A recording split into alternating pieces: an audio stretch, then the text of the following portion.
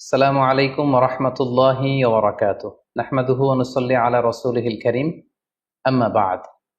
সম্মানিত দিনী ভাই এবং বোনেরা, পবিত্র মাহে রমাদান আমাদের একেবারে সন্নিকটে। It's knocking the door. Allah রাসূল সাল্লাল্লাহু আলাইহি ওয়াসাল্লাম এবং সাহাবারা রমাদানুল মুবারক আসার 2 মাস আগ থেকেই কবে রমাদান মাস আসবে এজন্য ব্যাকুলতা প্রকাশ করতেন, উদ্গ্রীব হয়ে থাকতেন যে আমরা রমাদান পাবো কিনা, কখন রমাদান আসছে। এবং ওনারা পড়তেন আল্লাহুম্মা বারিক লানা ফি রজব ওয়া শাবান ওয়া বাল্লিগনা রমাদান। অর্থাৎ হে আল্লাহ, আপনি রজব এবং শাবান মাসে আমাদের বরকত দিন এবং রমাদান পর্যন্ত আপনি আমাদেরকে পৌঁছে দিন। আমাদের সালাফরা রমাদান আসার 6 মাস আগ থেকে, অর্থাৎ একটা বছরের 6 মাস ওনারা অপেক্ষা করতেন কবে রমাদান আসবে, উদ্গ্রীব হয়ে থাকতেন, ব্যাকুলতা প্রকাশ করতেন। আবার রমাদান মাস চলে যাওয়ার পরে বছরের বাকি 6টি মাস এ রমাদানে ওনারা যে সমস্ত এবাদত করেছেন সেগুলো আল্লাহ তাআলা কবুল করলো কিনা এ নিয়ে পেরেশানিতে থাকতেন। বাকি 6 মাস দোয়া করতেন যে আল্লাহ, এই রমাদানে যে সমস্ত এবাদত আমরা করেছি এগুলোকে তুমি কবুল করে নাও। এই পবিত্র মাসে আল্লাহ তাআলা আমাদের আল্লাহ সচেতনতা বৃদ্ধির জন্য এ মাসে আমাদের জন্য সিয়ামকে তিনি ফরজ করেছেন। আল্লাহ তাআলা ইরশাদ করছেন, ইয়া আইয়ুহাল্লাযীনা আমানু কুতিবা আলাইকুমুস সিয়াম কামা কুতিবা আলাল্লাযীনা মিন ক্বাবলিকুম লাআল্লাকুম তাত্তাকুন। অর্থাৎ ওহে বিশ্বাসীরা, সিয়ামকে এ রমাদান মাসে তোমাদের জন্য অবধারিত করা হয়েছে, যেমনি ভাবে তোমাদের পূর্ববর্তীদের উপরও এই সিয়ামকে অবধারিত করা হয়েছিল, যাতে করে তোমরা আল্লাহ সচেতন হতে পারো। এই আয়াত থেকে বোঝা গেল, এই পুরো রমাদানুল মুবারকে যে আমরা সিয়াম উদযাপন করি বা সিয়াম পালন করি, এই সিয়াম বা রোজা পালনের মূল উদ্দেশ্য বা প্রাইম অবজেক্টিভ হচ্ছে আল্লাহ সচেতন হওয়া। এই সিয়াম আমাদেরকে আল্লাহ সচেতন বানায়। এই সিয়াম আমাদের মধ্যে এই ফিলিংস, এই ভাবনা, এই চিন্তা বা এই চেতনাটা নিয়ে আসে যে আমরা এটা ভাবতে শুরু করি যে Allah is watching me, Allah is observing me, Allah আমাকে দেখছেন। এই চিন্তাটাকে, এই সেন্সটাকে, এই ফিলিংটাকে ডেভেলপ করার জন্যই আল্লাহ তাআলা এই মাসে সিয়ামকে আমাদের উপর ফার্জ করেছেন। এবং সেটাই আল্লাহ এই আয়াতের শেষাংশে বলছেন, লাআল্লাকুম তাত্তাকুন, যাতে করে তোমরা আল্লাহ সচেতন হতে পারো, যাতে করে তোমরা গড কনসিয়াস হতে পারো। আমরা যখন সিয়াম পালন করি আমরা তখন ক্ষুধার্ত, আমরা তৃষ্ণার্ত। ঘরের ভেতরে আমরা চাইলে, কেউ নেই, কেউ আমাকে দেখছে না, আমি চাইলেই খেয়ে ফেলতে পারি। আমি চাইলেই কিন্তু পান করে আমার তৃষ্ণা মেটাতে পারি, কিন্তু আমি খাচ্ছিও না, পানও করছি না। কারণ আমি এটা ফিল করি যে কেউ দেখে না, কিন্তু আল্লাহ দেখে। পৃথিবীর কেউ আমাকে দেখছে না। দরজা বন্ধ করে, জানালা বন্ধ করে, ফ্রিজ থেকে ঠান্ডা পানি বের করে, শরবত বের করে আমি কিন্তু ঘরের ভেতরে যখন একা একা থাকি আমি খেয়ে আমার তৃষ্ণা নিবারণ করতে পারি। কিন্তু এটা আমরা কেউই করি না, কারণ আমরা ফিল করি যে পৃথিবীর কেউ যদি নাও দেখে, আল্লাহ সুবহানাহু ওয়া তাআলার চোখে কিন্তু আমরা ফাঁকি দিতে পারছি না। হি ইজ ওয়াচিং মি, তিনি আমাদেরকে দেখছেন। তাহলে সম্মানিত দিনী ভাই এবং বোনেরা, এই সিয়াম আমাদের মধ্যে আল্লাহ কনসিয়াসনেস, আল্লাহ সচেতনতা, এটা ডেভেলপ করে। পাশাপাশি সিয়ামের মাধ্যমে আমরা আমাদের প্রবৃত্তির উপর নিয়ন্ত্রণ অর্জন করি। গোটা বছর প্রবৃত্তি আমাদেরকে নিয়ন্ত্রণ করে, সারা বছর প্রবৃত্তি আমাদের উপর জিতে, আর আমরা এই রমাদান মাসে প্রবৃত্তির উপর জয়লাভ করি। যেমন পুরো বছর ব্যাপী আমার যখন ক্ষুধা লাগে আমি খাই, তৃষ্ণার্ত হলে পানি পান করি, আমার কামনা জাগলে সেই কামনা আমি পূরণ করি। কিন্তু রমাদানে ক্ষুধা লাগলে কিন্তু আমরা খাই না। তৃষ্ণায় গলা ফেটে যাচ্ছে, তৃষ্ণায় গলা কাঠ হয়ে যাচ্ছে, কিন্তু এক ফোঁটা পানি আমি পান করছি না। সিয়াম পালন করা অবস্থায় দিনের বেলা আমরা যারা বিবাহিত, আমাদের স্ত্রীদের সাথে অন্তরঙ্গ মুহূর্ত আমরা কাটাচ্ছি না। তার মানে আমার যেটা মন চাচ্ছে, আমার যেটা ডিজায়ার, আমার যেটা ডিমান্ড, সেটা আমি ফুলফিল করছি না। অর্থাৎ আমার প্রবৃত্তিকে আমি নিয়ন্ত্রণ করি। তাহলে সিয়াম পালনের মাধ্যমে প্রবৃত্তিকে কিভাবে কন্ট্রোল করা যায়, প্রবৃত্তিকে কি করে নিয়ন্ত্রণ করা যায়, এটা আমরা শিখি। সারা বছর প্রবৃত্তি আমাদের উপর জয়লাভ করে, আর এই সিয়ামের মধ্যে দিয়ে কেমন যেন রমাদানে আমরা প্রবৃত্তির উপর জয়লাভ করি, আমাদের কাছে প্রবৃত্তি হেরে যায়, জিতে যায় আমাদের আল্লাহ তাআলার প্রতি আস্থা এবং ভালোবাসা। এই সিয়ামের আরো একটি শিক্ষণীয় বিষয় হচ্ছে, এই সিয়াম আমাদেরকে সংযমী বানায়, রেস্ট্রেইনড বানায়। আমরা চাইলেই রোজা পালন করা অবস্থায় যা মনে চায় তা করতে পারি না।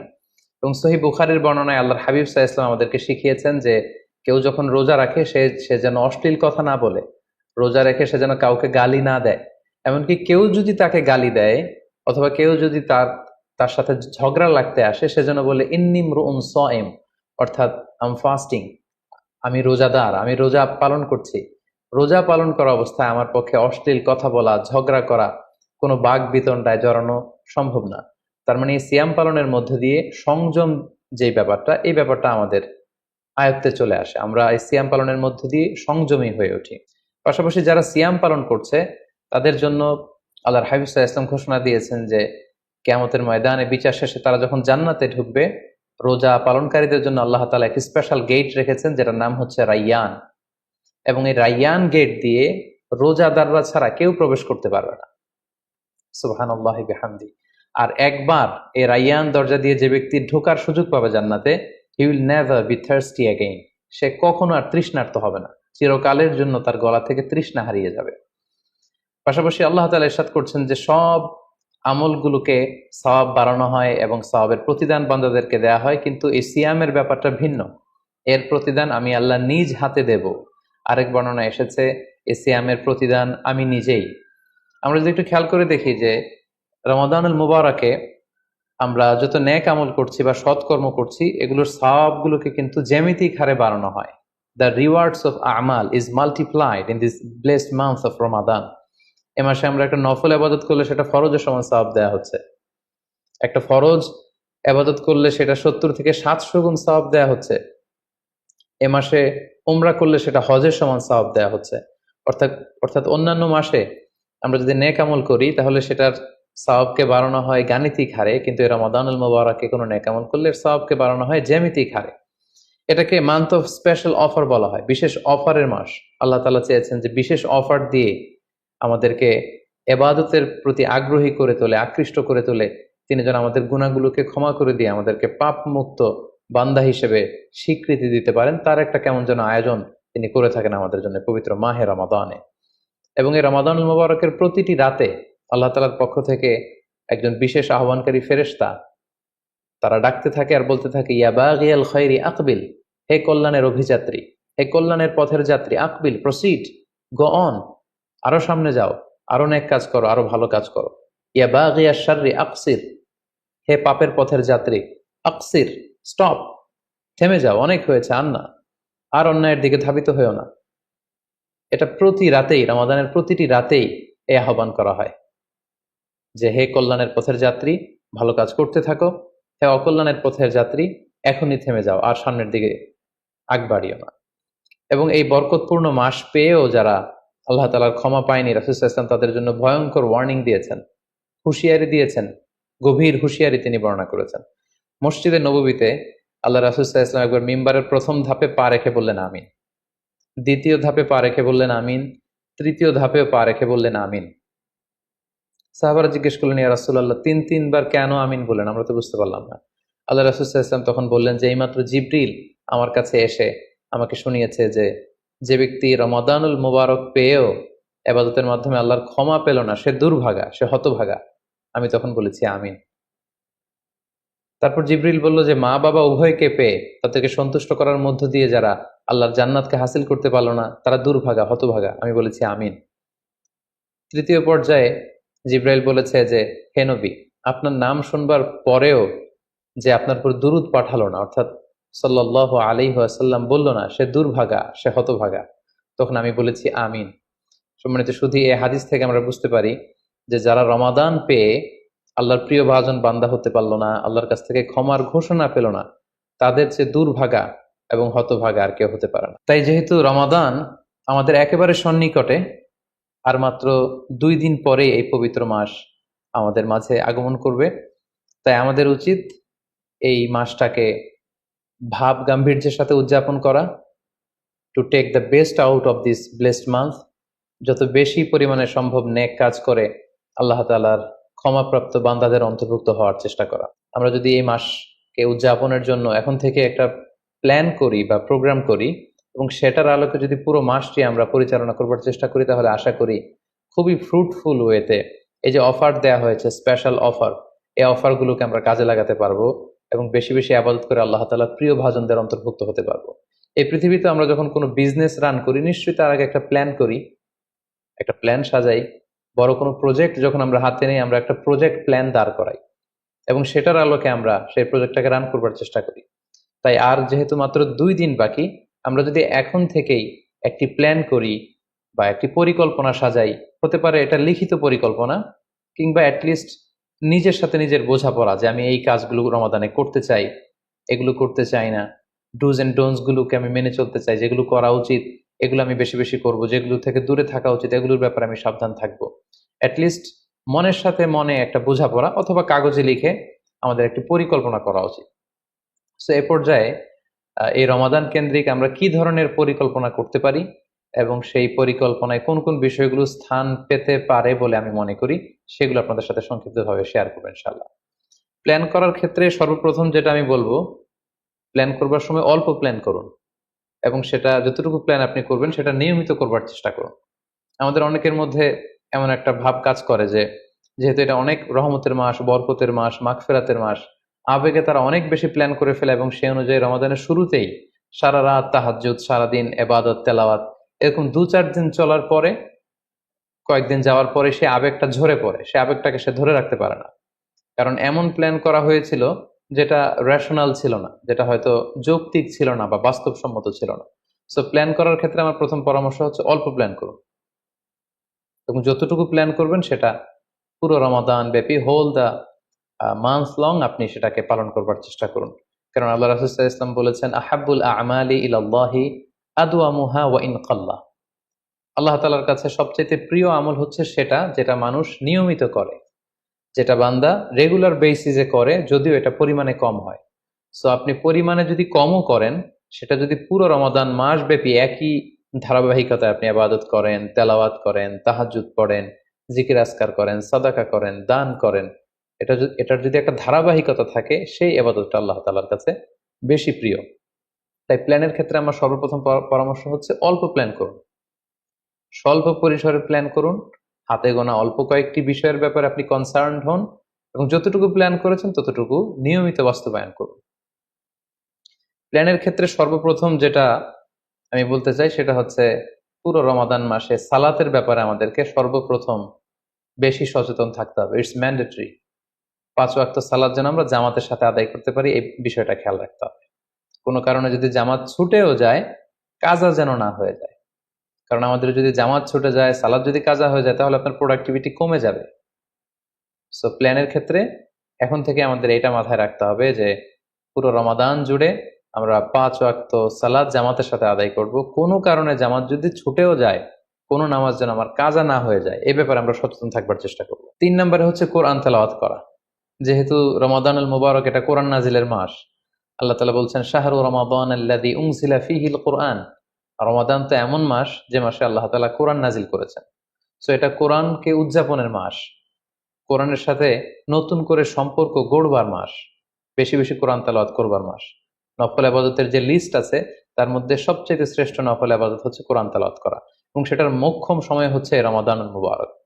আমরা প্রত্যেকেই জানি যে এই মাসে তেলাওয়াত করে, তেলাওয়াত করার যে একটা আবহ, যে একটা ইমেজ, যে একটা পরিবেশ এবং যেরকম একটা মজা পাওয়া যায়, বছরের অন্য কোনো মাসে কিন্তু ওই ফিলিংটা আমাদের আসে না। সো এই সুযোগটাকে আমাদের কাজে লাগানো, আমরা যেন প্রতিদিন কোরআনের তেলাওয়াত করি এবং তেলাওয়াত করার ক্ষেত্রে অবশ্যই ধীরস্থির ভাবে তেলাওয়াত করতে হবে। আমরা অনেকে তাড়াহুড়ো করে তেলাওয়াত করি। হাদিসে এসেছে রুব্বা কারিন লিল কোরআন ওয়াল কোরআন ইয়ালআনু। কোরআনের অনেক তেলাওয়াতকারী আছে যাদেরকে কোরআন রহমত দেওয়ার পরিবর্তে লাআনত দেয়, কার্ডস করে, অভিসম্পাত করে। তাই তাড়াহুড়ো করে আমরা যেন কোরআন তেলাওয়াত না করি। রমাদান আসলেই দেখা যায় কিছু কিছু মানুষ কোরআন খতম করবার জন্য উঠে পড়ে লাগে। কেউ 5 খতম, 7 খতম, 10 খতম দেওয়ার জন্য প্রতিযোগিতা করে খতম দেয়, ফলে খুব দ্রুত তারা কোরআন তেলাওয়াত করে। এটা ঠিক না। খতম দেওয়ার জন্য উঠে পড়ে লাগা উচিত হবে না, বরং আপনি ধীরস্থির ভাবে তেলাওয়াত করুন। সেই হিসেবে শুরু থেকে শেষ পর্যন্ত একবার করে যদি আপনি 1 খতম দিতেও পারেন সেটা ভালো, আর দিতে না পারলেও আপনি ধীরস্থির ভাবে তেলাওয়াত করে সেটার সওয়াব আপনি ইনশাল্লাহ পাবেন। তাহলে তেলাওয়াত করার ক্ষেত্রে প্রথম রিমাইন্ডার হচ্ছে তাড়াহুড়ো করে তেলাওয়াত করা যাবে না। 2 নম্বর হচ্ছে যদি সুযোগ হয় অর্থ বুঝে তেলাওয়াত করা। আমরা কয়েকটা সূরা স্পেসিফাই করতে পারি যে এই রমাদানে আমি এই সূরাটা পড়ব, এই রমাদানে এই সূরার শুরু থেকে শেষ পর্যন্ত এর মর্মার্থ, এর বঙ্গানুবাদ, এর যে শিক্ষা লেসন, এটা আমি জানবার চেষ্টা করব। সম্মানিত দিনী ভাই এবং বোনেরা, কোরআন হচ্ছে এমন একটি কিতাব, যারাই এই কোরআনের সাথে সম্পর্ক জুড়ে দিয়েছে, যারাই এই কোরআনকে হৃদয়ে ধারণ করেছে, তারাই সম্মানিত হয়েছে। একটু খেয়াল করে দেখুন, সাইয়েদনা জিবরিল আলাইহিস সালাম উনি কোরআন নিয়ে আসমান থেকে পৃথিবীতে নেমেছিলেন। কোরআনকে নিয়ে আসার কারণে উনি হয়েছেন শ্রেষ্ঠ ফেরেশতা।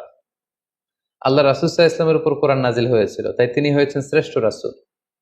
এই রমাদান মাসে কোরআন নাজিল হয়েছে, তাই রমাদান মাস হচ্ছে 12টা মাসের শ্রেষ্ঠ মাস, সাইয়্যিদুশ শুহুর।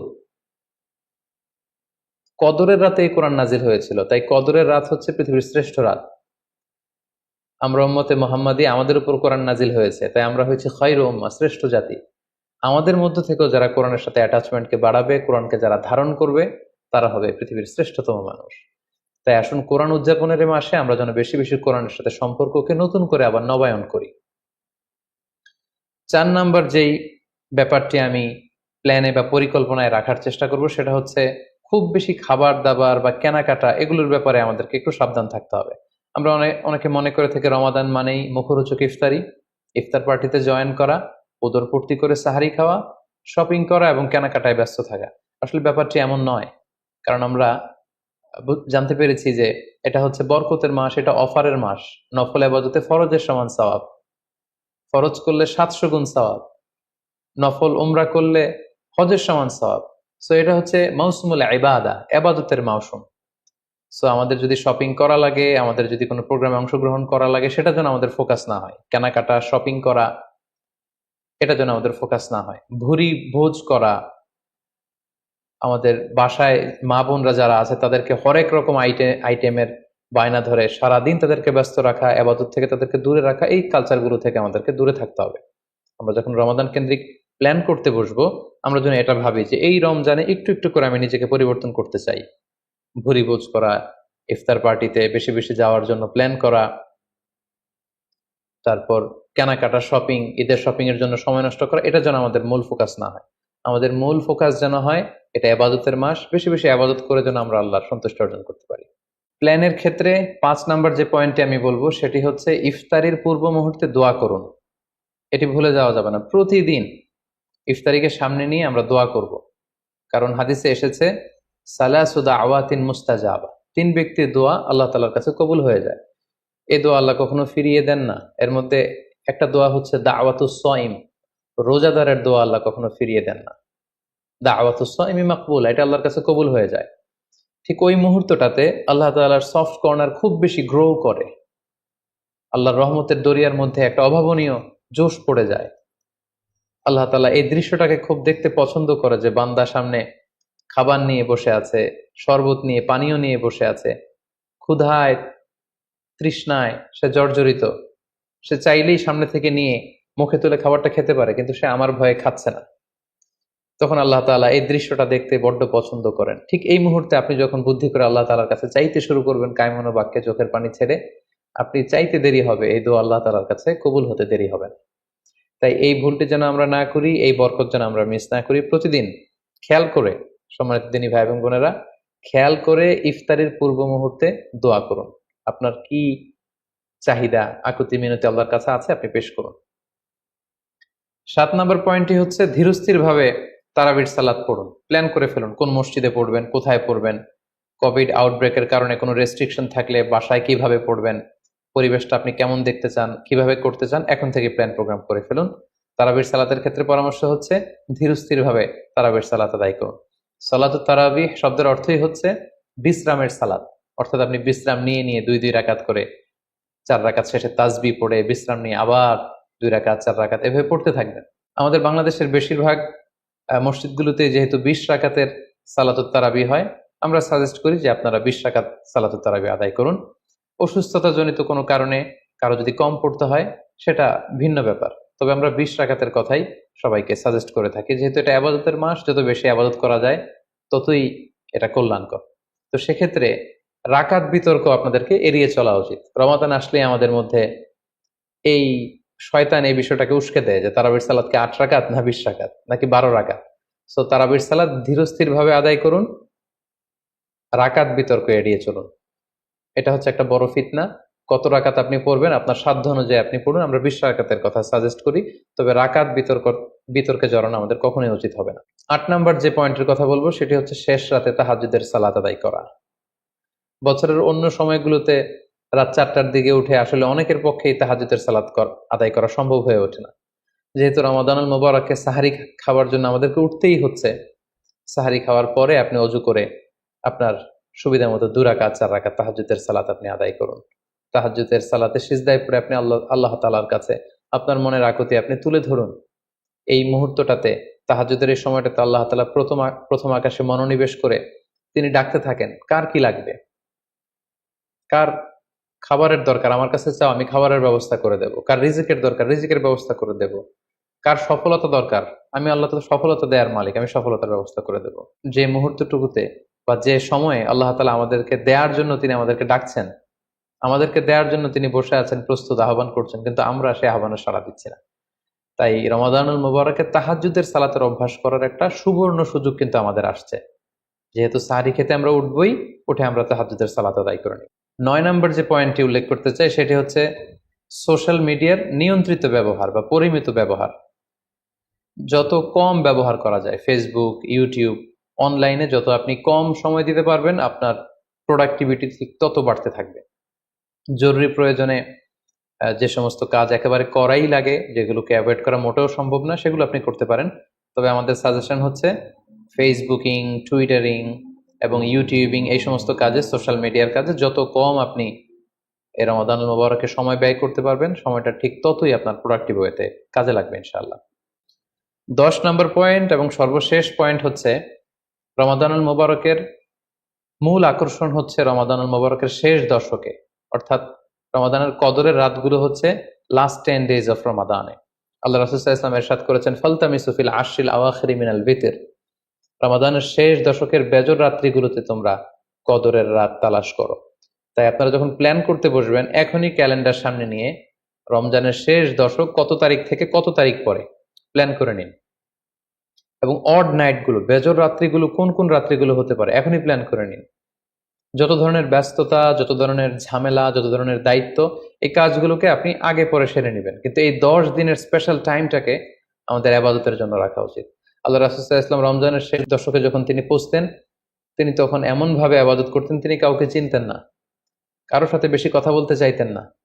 তিনি রাতে সারা রাত জেগে থাকতেন, ফ্যামিলি মেম্বারদেরকে উঠিয়ে দিতেন, জাদ্দা ওয়া সাদ্দাল মিজহার, কোমরে গামছা বেঁধে তিনি ইবাদতে লেগে পড়তেন। এই শেষ দশকে তিনি এত ইবাদত করতেন, বছরের কোনো সময়ে আল্লাহ রাসূল সাল্লাল্লাহু আলাইহি ওয়াসাল্লামকে এত বেশি ইবাদত করতে কিন্তু দেখা যেত না। তাই এই শেষ দশকের বেজর রাত্রিগুলো যেন আমরা মিস না করি, এবং শুধু 27 রমজানে আমরা কদর হিসেবে পালন করব, ব্যাপারটা যেন এমন না হয়ে যায়। কারণ যদি কোনো কারণে কদর মিস হয়ে যায়, এটা হচ্ছে খায়রুম মিন আলফি শাহর, 1000 মাসের চেয়েও সেরা। ওই এক রাতের ইবাদত হচ্ছে 1000 মাসের ইবাদতের সমান।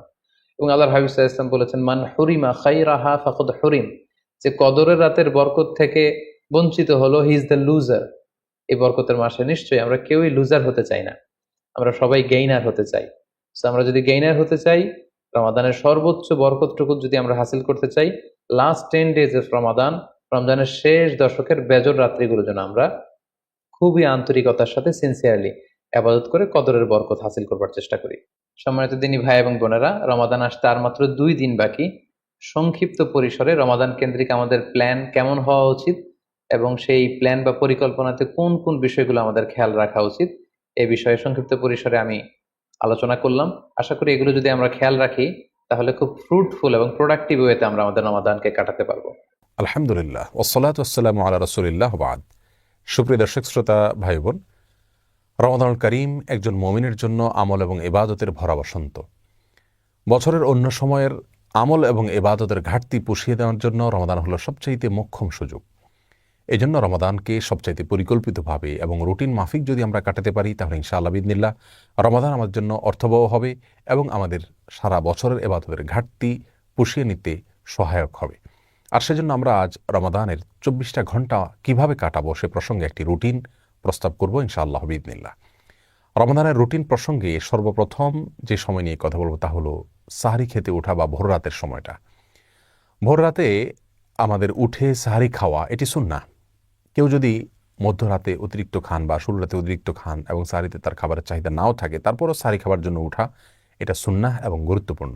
কারণ রাসূল করিম সাল্লাল্লাহু আলাইহি ওয়াসাল্লাম বলেছেন, তাসাহহারু ফাইন্না ফিস সাহুরি বারাকাহ, তোমরা সাহরি খাও কারণ সাহরি খেলে তার মধ্যে বরকত রয়েছে, এই খাবারের ভিতরে বরকত রাখা হয়েছে। অল্প হলেও খাওয়া সুন্নাত, বিশেষ করে খেজুর খাওয়ার কথা বিভিন্ন হাদিসে রয়েছে।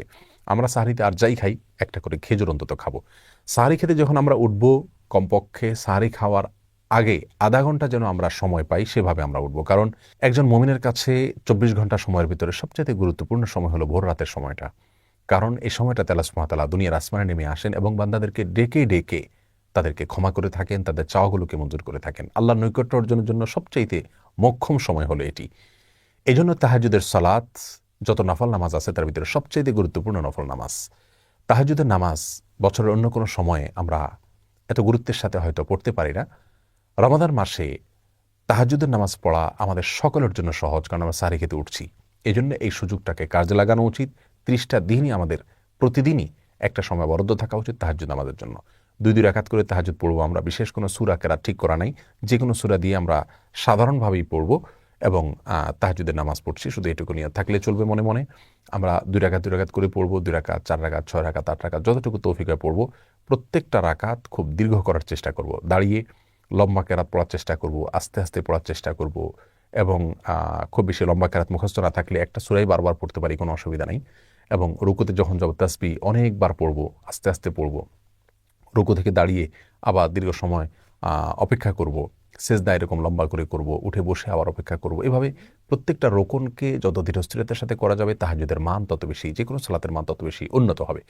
আমাদের আয়েশা রাদিয়াল্লাহু তাআলা আনহা রাসূল আকরাম সাল্লাল্লাহু আলাইহি ওয়াসাল্লাম তাহাজ্জুদ প্রসঙ্গে বলেছেন, লা তাসআল আন হুসনিহিন্না ওয়া তুলিহিন্না। তিনি যে নামাজগুলো পড়তেন রাতে, সেগুলোর সৌন্দর্য আর সেগুলোর দৈর্ঘ্য নিয়ে আর বলো না। তার মানে সেগুলো অনেক দীর্ঘ ছিল এবং অনেক সুন্দর ছিল। এজন্য রমাদানের সবচাইতে ইম্পর্টেন্ট সময়টা যেটা আমরা কাজে লাগাতে পারি খুব সহজে, অথচ অনেকেই হেলায় আমরা নষ্ট করি, সেটা হলো ভোর রাতে সাহরি খেতে ওঠার কিছুক্ষণ আগে আপনি তাহাজ্জুদ পড়ুন এবং বাসার প্রত্যেকটা সদস্যকে উদ্বুদ্ধ করুন যার যার জায়গা থেকে যেন এই আমলটা করেন। এরপরে তাহাজ্জুদের পরে আমরা সাহরি খেয়ে নেব। সাহরি অনেকে খেতে খেতে আজানের সময় পর্যন্ত নিয়ে যান, এটা উচিত না। আজানের সময় ঠিক আগ মুহূর্তে শেষ করেন, এটা সুন্নাহ বিরোধী কাজ। সুন্নাহ হলো বুখারীতে আসছে রাসূল করিম সাল্লাল্লাহু আলাইহি ওয়াসাল্লাম সাহরি খাওয়া শেষ করতেন, এরপরে আজান এবং সাহরির মধ্যবর্তী 50টি আয়াত তেলাওয়াত করা যায় এই পরিমাণ সময় তিনি গ্যাপ রাখতেন। তার মানে এত আগে সাহরি খেয়ে শেষ করতেন। আনুমানিক 10 মিনিট সময় আমরা বলতে পারি। 10 মিনিট সময় এত লাগে না, 5 থেকে 10 মিনিট সময় অন্তত গ্যাপ দেওয়া উচিত। এই টাইমটাতে আমরা আল্লাহর কাছে বিশেষভাবে দোয়া করতে পারি, যেটা দোয়ার সময়, দোয়া কবুলের সবচেয়ে গুরুত্বপূর্ণ সময় দিনের এবং রাতের ভিতরে এই ভোর রাতের সময়টা। বিধায় এই টাইমটাতে আমরা খাবার শেষ হয়ে গেলে দোয়ায় মাশগুল হয়ে যাই, অথবা খাবারের আগেও দোয়া করতে পারি, কিন্তু আল্লাহর কাছে দোয়া করা উচিত এবং চোখের পানি ফেলা উচিত। দোয়ার জন্য সবচেয়ে উত্তম হবে আমরা যদি নির্জনে কোথাও চলে যেতে পারি। প্রয়োজনে বাসার ছাদে চলে যাওয়া যেতে পারে, প্রয়োজনে বাসার কোনো একটা কোনায় চলে যাওয়া যেতে পারে, কোনো একটা কক্ষে যেখানে কেউ না, সেখানে নিরিবিলি আমরা আল্লাহর কাছে আমাদের চাওয়াগুলো পেশ করতে পারি, চোখের পানি ফেলতে পারি। আমাদের দুরবস্থার জন্য আল্লাহর কাছে ফরিয়াদ করে চোখের পানি ফেলে আমরা কান্নাকাটি করে দোয়া করতে পারি এবং আমাদের সার্বিক চাওয়াগুলোকে আল্লাহর কাছে পেশ করতে পারি। এটা হলো রমাদানের রুটিনের জন্য সবচেয়ে ইম্পর্টেন্ট সময়, যে সময়টাকে আমাদের খেয়াল করা উচিত এবং খুব সুন্দরভাবে পরিকল্পনা করে কাটানো উচিত। এরপরে ফজরের আজান যখন হয়ে যাবে, আজানের পরে আমরা 2 রাকাত সুন্নাত পড়ব। সুন্নাত পড়ার পরে নবী আলাইহিস সালামের সুন্নাত ছিল যে ফজরের 2 রাকাত সুন্নাত পড়ার পরে তিনি কিছুটা বিছানায় মাথা দিতেন, একটু হালকা, ঘুমাতেন না, কিন্তু কিছু সময়ের জন্য রেস্ট করতেন, সেটা 2-4 মিনিট হতে পারে। আমরা কিছু সময়ের জন্য হালকা একটু গড়াগড়ি করে বা বিছানায় যদি মাথা দিই তাহলে সুন্নাহ আদায় হয়ে যাবে। এরপরে উঠে আমরা ফরজ নামাজ পড়ব। ফজরের ফরজ নামাজ পড়ার পর আপন জায়গা যেখানে নামাজ পড়েছি সেখানে বসে থাকবো এবং সম্ভব হলে সূর্য উদয় হওয়া পর্যন্ত অপেক্ষা করব। সূর্য উদয় হওয়া পর্যন্ত এই টাইমটাতে বসে বসে সকাল সন্ধ্যার যে জিকিরগুলো আছে সেগুলো করব। সকাল সন্ধ্যার জিকির নিয়ে আমাদের বই আছে এবং সেটার PDF কপি পাওয়া যায় আমাদের ওয়েবসাইটে আসুন্নাহ ফাউন্ডেশন, সেখান থেকে আপনারা ডাউনলোড করে নিতে পারেন। অথবা নবী আলাইহিস সালামের সকাল সন্ধ্যার দোয়াগুলো যে কোনো বই থেকে আপনি সম্ভব হয় সেগুলো মুখস্থ করে নিয়ে পড়বেন এবং সূর্য উঠা পর্যন্ত আপন জায়গায় বসে থাকবেন। সূর্য ওঠার 10-15-20 মিনিট পরে আপনি 2 রাকাত নামাজ পড়বেন, সেটা সলাতুল ইশরাক। এই নামাজটা আপনি পড়ার কারণে আল্লাহ সুবহানাহু ওয়া তাআলা আপনাকে একটি পূর্ণাঙ্গ উমরার সওয়াব দিবেন। তিরমিজিতে বর্ণিত হয়েছে যে ফজরের পরে আপন জায়গায় বসে থেকে যদি এভাবে জিকির আজকার করা হয় এবং শেষে যদি 2 রাকাত নামাজ পড়া হয় অর্থাৎ ইশরাকের নামাজ, তাহলে এর মাধ্যমে এই সওয়াবটা আমরা পাবো। এটা অনেক রোজাদার আমরা মিস করি, আমরা ফজরের পরপর শুয়ে পড়ি। এটা অত্যন্ত ভুল একটি কাজ। আল্লাহ সুবহানাহু ওয়া তাআলা বলেছেন ওয়াসাব্বিহুহু বুকরাতাও ওয়া আসীলা, দিনের শুরুতে এবং শেষে তোমরা আল্লাহর পবিত্রতা বর্ণনা করো। কোরআন কারীমের বিভিন্ন জায়গায় বিষয়ে উৎসাহ দেওয়া হয়েছে। অতএব দিন এবং রাতের আমরা যদি তাহাজ্জুদের সময়টা, ভোর রাতের সময়টার পরে দ্বিতীয় সর্বোচ্চ গুরুত্বপূর্ণ কোনো সময়ের কথা বলি তাহলে সেটা হলো ফজরের পরের সময়টা। অথচ এই সময়টাতে আমরা রমজান মাসে বেশিরভাগ মানুষ শুয়ে যাই, এটা ভুল। যদি শুইতে হয়, ঘুমাইতে হয়, আমরা সেটা কিছুক্ষণ পরে ঘুমাবো, কিন্তু ফজরের পর ঘুমাবো না। জিকির আজকার এবং তাসবিহ তেলাওয়াতে মাশগুল থাকবো ইনশাআল্লাহ বিইذনিল্লাহ। এরপরে যদি আমরা ঘুমাই, রেস্টও করি, সেটা পরিমিত হওয়া উচিত এবং লিমিটেড সময়ের জন্য হওয়া উচিত, মেপে কাজ করা উচিত।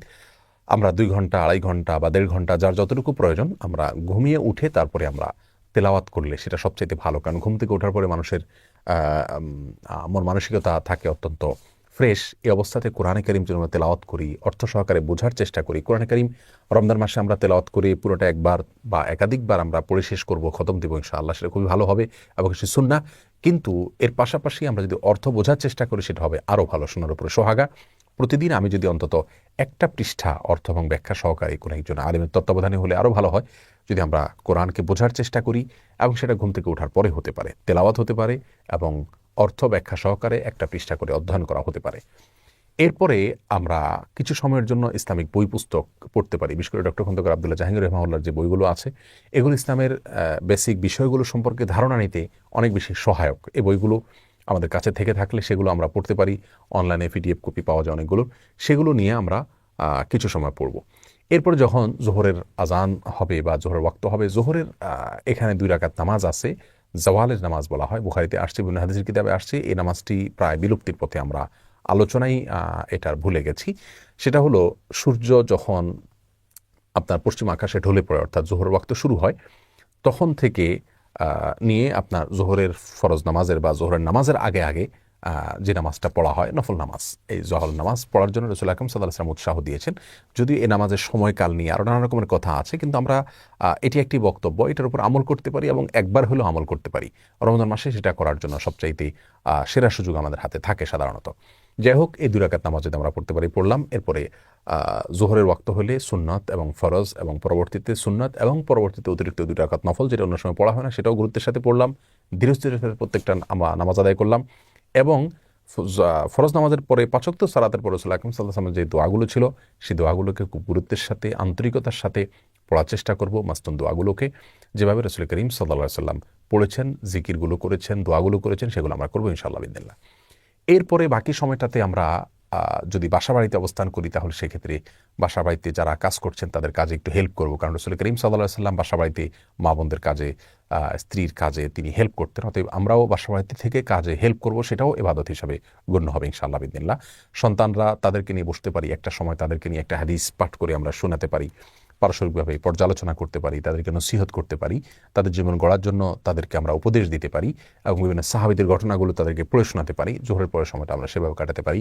এরপরে দুপুরে একটু কাইলুলা করা সুন্নাত, সম্ভব হলে কিছু সময়ের জন্য আমরা একটু রেস্ট করলাম। সেটা খুব সংক্ষিপ্ত হতে পারে, কিন্তু শুইলে একটা সুন্নাহ আমার আদায় হয়ে গেল। এরপর শোয়া থেকে উঠে আমরা আবারও তেলাওয়াত অথবা অন্যান্য বই পুস্তক পড়া, সেগুলোতে আমরা লেগে যেতে পারি। আসর নামাজের পরে মাগরিব পর্যন্ত এই সময়টা খুবই গুরুত্বপূর্ণ, কারণ দিনের শুরুতে এবং শেষে তাসবিহ পাঠ করতে বলা হয়েছে। সন্ধ্যার যে জিকিরগুলো কোরআন হাদিসে বর্ণিত হয়েছে, দোয়াগুলো বর্ণিত হয়েছে, সেগুলোকে আমরা আসর থেকে মাগরিব এই সময়টাতে আমরা করতে পারি। এমনকি এক জায়গায় বসে না থেকে আমাদের ইফতারের আয়োজন করতে করতেও আমরা এই দোয়াগুলো পড়ে ফেলতে পারি যদি মুখস্থ থাকে। আর মুখস্থ না থাকলে সকাল তো সন্ধ্যার যে দোয়ার বই আছে সেগুলো দেখে দেখে আমরা দোয়াগুলো পড়ে ফেলতে পারি। পুরো মাস আমরা দেখে দেখে পড়লে ইনশাআল্লাহ দোয়াগুলো আমাদের মুখস্থ হয়ে যাবে আজীবনের জন্য। এবং সবাইকে উৎসাহ দেব যাতে করে দোয়াগুলো সবাই পড়েন। আর সন্ধ্যায় অর্থাৎ দিনের শেষে আল্লাহ সুবহানাহু ওয়া তাআলার তাসবিহ বর্ণনা করা, এটা আল্লাহ সুবহানাহু ওয়া তাআলার কাছে খুবই পছন্দনীয়, বিধায় সেটা আমরা করবো ইনশাআল্লাহ বিইذনিল্লাহ। আর আসরের পরে মাসনুন দোয়া, যে নামাজের পরবর্তী দোয়া, সেটাও করতে আমরা অবশ্যই ভুলব না। মাগরিবের আজান হয়ে গেলে বা আপনার যখন ইফতারের সময় হবে, ইফতারের সময় হওয়ার সঙ্গে সঙ্গে বিলম্ব না করে ইফতার করব, কারণ ইফতার দ্রুত করা আর সাহরি শেষের দিকে করা এটা সুন্নাহ এবং নবী আলাইহিস সালাম এটাকে এই জাতির কল্যাণের পূর্ব শর্ত হিসাবে আখ্যায়িত করেছে। বিধায় আমরা সূর্য অস্ত যাওয়ার পর বিলম্ব না করে খুব দ্রুত ইফতার করে ফেলবো ইনশাআল্লাহ বিইذনিল্লাহ। ইফতারিতে অস্বাস্থ্যকর কোনো কিছু খাবো না। খুব বেশি ভাজা পোড়া খাওয়ার অভ্যাস আমাদের দেশে মানুষের। অতিরিক্ত ভাজা পোড়া খাওয়ার ফলে রাতে দাঁড়িয়ে ইবাদত বন্দেগী করা কঠিন হয়ে যায়, তারাবি পড়া কঠিন হয়ে যায়, সুন্দরভাবে কাটানো যায় না। সেজন্য উচিত হবে স্বাস্থ্যসম্মত খাবারগুলো খাওয়া এবং যথাসম্ভব অস্বাস্থ্যকর খাবারগুলোকে পরিহার করা এবং খেজুর দিয়ে ইফতার করা সুন্নাত, যদি সম্ভব হয় খেজুর দিয়ে ইফতার করব। ইফতারের পরে দোয়া পড়ব, জাহাবাজ জমা ওয়াবতাল্লাতিল উরুক ওয়াসাবাতাল আজরু ইনশাআল্লাহ, অর্থাৎ গ্লানি দূর হলো এবং ঘাম শুকিয়ে গেল, ইনশাআল্লাহ আমার বিনিময় আল্লাহর কাছে জমা থাকলো। এ দোয়া আমরা পড়তে পারি। আরও দোয়া রয়েছে। ইফতারের দোয়া পড়লাম, ইফতার করলাম, এরপরে আমরা মাগরিবের নামাজ আদায় করবো ইনশাআল্লাহ। মাগরিবের নামাজের পরের সময়টা আমরা তারাবিতে যে পারা আজকে তেলাওয়াত করব বা যে অংশ তেলাওয়াত করব সেটার অর্থ ব্যাখ্যা যদি সম্ভব হয় একটু দেখে নিলে ভালো হয়। আর যদি খতম তারাবির সুযোগ না থাকে তাহলে সেক্ষেত্রে অন্তত এই টাইমটাতে মাগরিব থেকে এশা এই টাইমটাতে কোনো অবস্থাতে শোবো না। কারণ আমাদের অনেকের অভ্যাস আছে রমজান মাসে ইফতারের পরে শরীরটা ক্লান্ত হয়, আমরা শুয়ে পড়ি। কারণ রাসূল করিম সাল্লাল্লাহু আলাইহি ওয়াসাল্লাম সম্পর্কে আমাদের আয়েশা বলেছেন, কানান নবী সাল্লাল্লাহু আলাইহি ওয়াসাল্লাম ইয়াকরাহুন নাওমা ক্বাবলা আল-ইশা, এশার আগে ঘুমোতে তিনি অপছন্দ করতেন। এজন্য এশার আগে সময়টাতে আমরা ঘুমাবো না। যথাসম্ভব ইবাদত বন্দেগী, সাধারণত কোরআন তেলাওয়াত, তারপরে আপনার ইসলামিক বই পুস্তক পড়া বা ইসলামিক লেকচার শোনা, এগুলোর পেছনে আমরা সময় ব্যয় করব। কোনো অবস্থাতে আমরা এই সময়টাতে অন্তত ঘুমাতে যাব না বা অন্তত শুইতেও যাব না। যাই হোক, এরপরে এশার নামাজ আদায় করে, তারাবি নামাজ আদায় করে খুব ধীরস্থিরতার সাথে তারাবি শেষ করব, খুবই আস্তে আস্তে করার চেষ্টা করবো ইনশাআল্লাহ। রাতের খাবারটা এশার আগে খেয়ে ফেলতে বলে ভালো হয়। আর যদি এশার পরেও খাই তাহলে বিলম্ব না করে এশার পরে দ্রুত শুয়ে পড়ব। এশার পরে অন্য কোনো কাজ না করাই উত্তম। কারণ কানান নবী সাল্লাল্লাহু আলাইহি ওয়াসাল্লাম ইয়াকরাহুন নাওমা ক্বাবলা আল-ইশা ওয়াল হাদিসা বা'দা, এশার পরে তিনি কথাবার্তা বলা পছন্দ করতেন না। তবে হ্যাঁ, স্বামী স্ত্রীর কথাকে প্রশংসনীয় বলেছেন, তিনি নিজেও স্ত্রীর সাথে কথা বলতেন, সেটা ভিন্ন কথা। কিন্তু সচরাচর আড্ডা এগুলো আমরা করতে যাব না। টেলিভিশন অথবা সোশ্যাল মিডিয়াতে স্ক্রল করা, এগুলো থেকে আমরা বেঁচে থাকবো। এশার পরে খুব দ্রুত আমরা শুয়ে পড়ার চেষ্টা করব, তাতে ভোর রাতে আগে আগে উঠা আমাদের জন্য সহজ হবে।